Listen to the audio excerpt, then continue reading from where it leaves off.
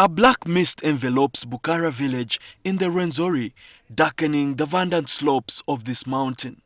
It is followed by torrential rains that pound these desolate grounds. On September 13, 2016, 6 people were killed here. These women wear faces with profound sadness. Hundreds have been killed in the Rwenzori across the districts of Kasese, Bundibujo and Kabarole in a span of 5 years.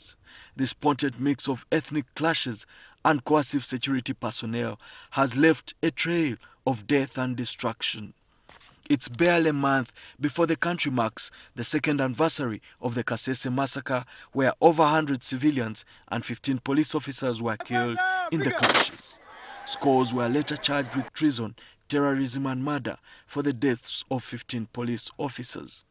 Local and international organizations asked the Ugandan government to facilitate an independent and transparent investigation involving international expertise into the Kasese killings.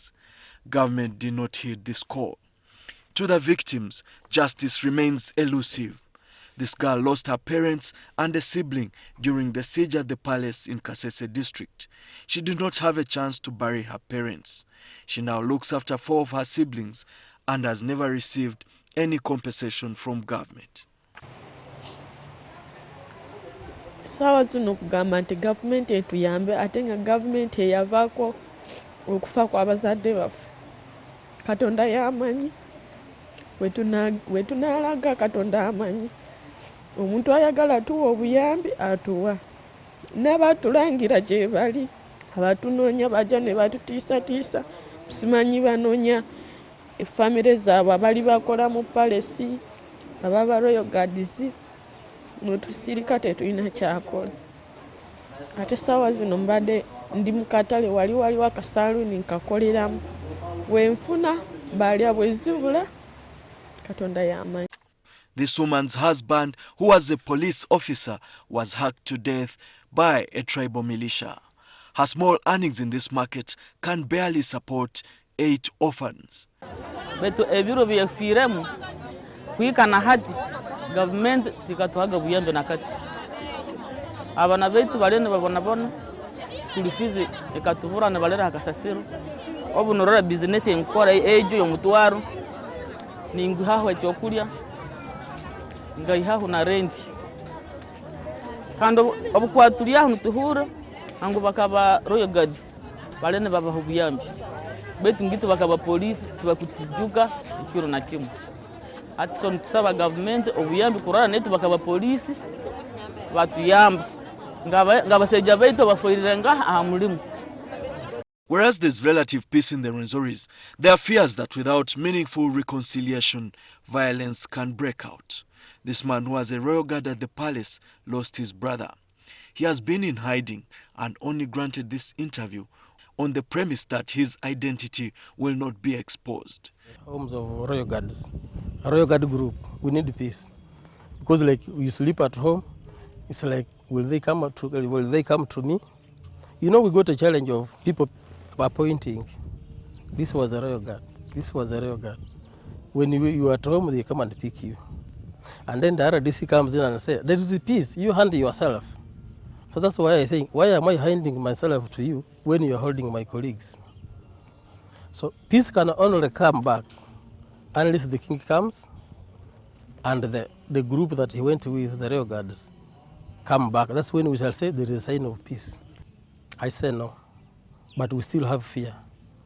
So where there is fear, then nothing can happen. Lastly, there is a very contentious issue about the split of the district. Yes. What do you say about that? I would say the split of the district is not a bad issue. As they say, it's a question of jobs and whatever. But me, as a royal guard, I could say at the moment, no. Why? The king is still in jail. This is the rancor that spilled over into a district council meeting on Friday to decide whether Kasese should be split. On my table here, I have recommendations from a number of sub-counties in supporting the motion. To drill others. And now, Mr. Speaker, I'm proposing that since all of us are here, can you call one by one so that we can take care What happened? And we start from instead of bringing the laws, twisting them here and there. I beg to move.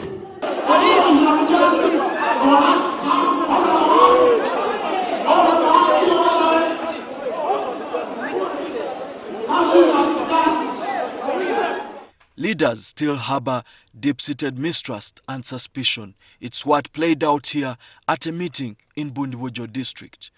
Obudingi Wabamba in particular has never raised any conflict against Omusinga Rwenzururu, because the Omusinga Rwenzururu came on power by 2009, and there was no problem because nobody contested them.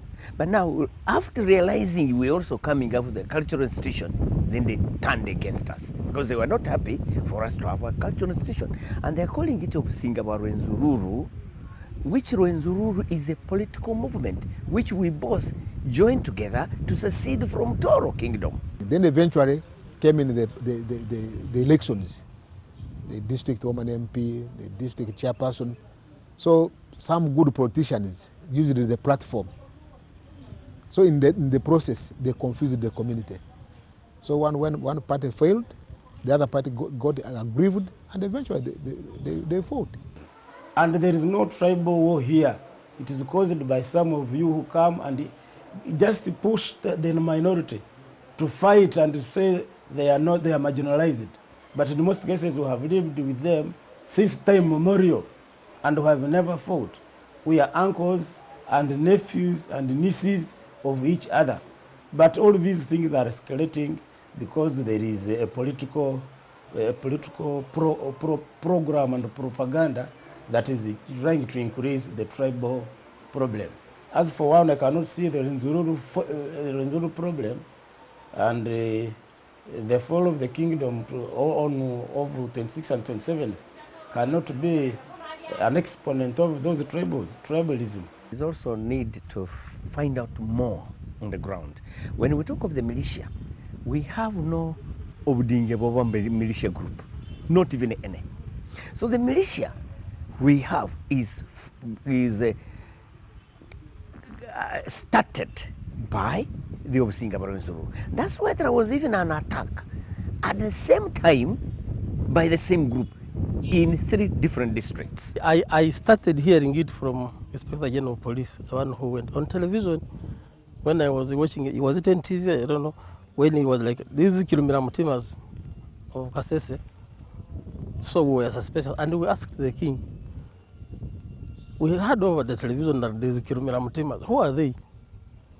If I show you my ID, I still have it, Royal Guard, identity card. It says Rwenzururu Palace, Royal Guard. He doesn't subscribe anything.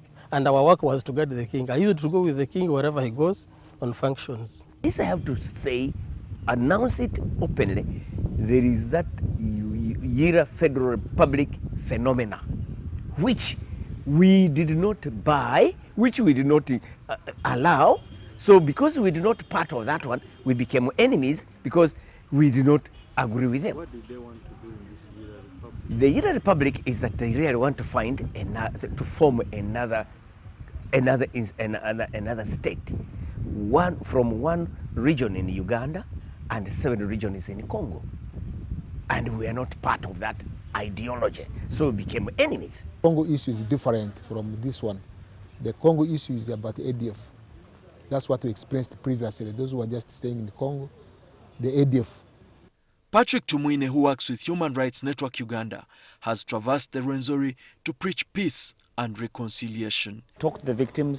The voices are still there. The cries are still there. The orphans are still there.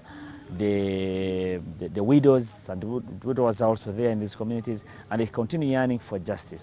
The people whose parents are still locked up in prison in Kampala, and they don't know what will come next.